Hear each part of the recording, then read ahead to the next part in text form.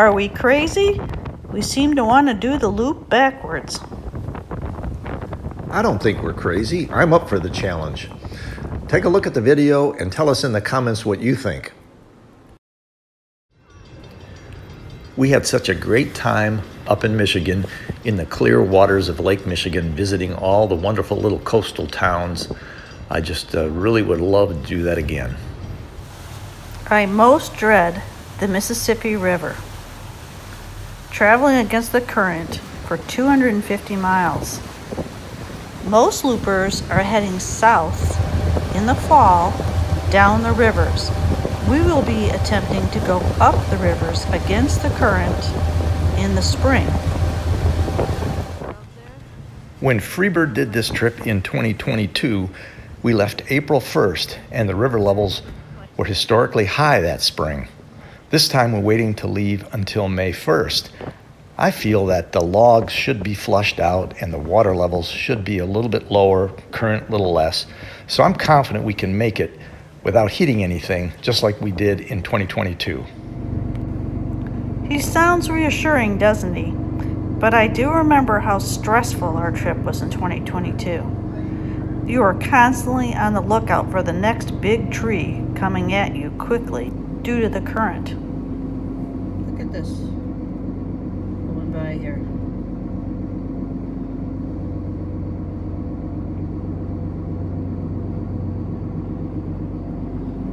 This is crazy.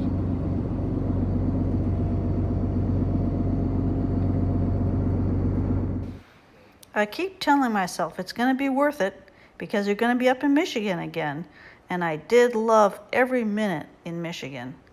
We also are planning to go over to Door County this time in Wisconsin. We've never been over there, and to the Upper Peninsula of Michigan. So I am kind of looking forward to some new territory and some new discoveries. We'd like to talk about the advantages and disadvantages of doing the loop backwards.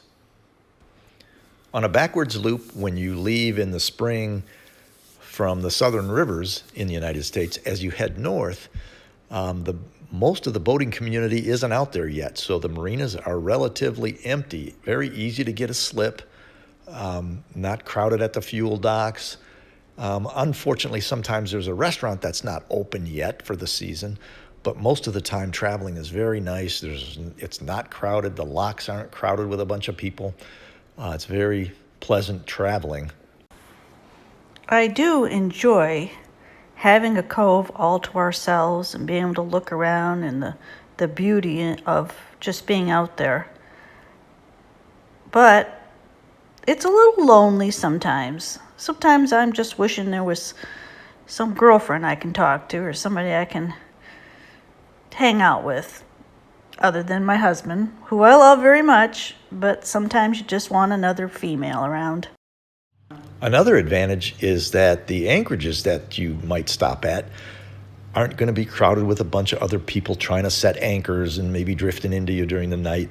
Most of the time, you're the only one in an anchorage, and if you like seclusion and nature and beauty, that's one of the reasons I really like boating in an area where you're kind of off-season. I also think it's a little scary being the only one in an anchorage, and that also applies to a free wall.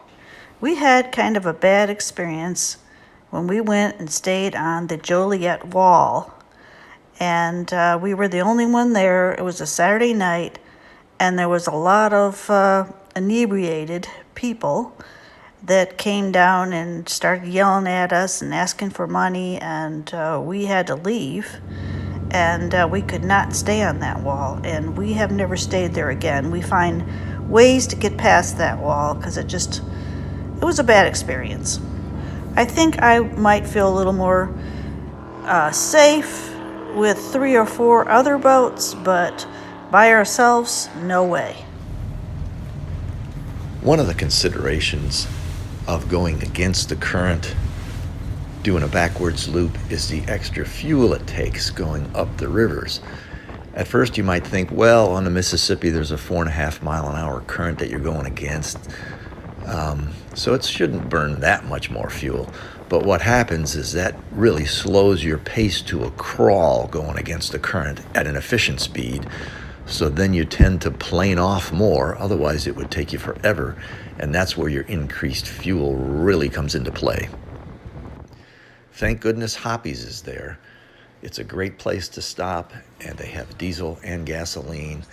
Without it, I'm not sure you could make it going against the current. The good thing about going up the river is, like we said, you can get in any marina very easily. And we really enjoyed 3 marinas, and that is Florence, Alabama. That was awesome place. We stayed there a whole week. And then I think it's Green Turtle. That's another great one. And then Grafton. That is a really fun town. It's Key West of the Midwest. Don't miss that if you go by that.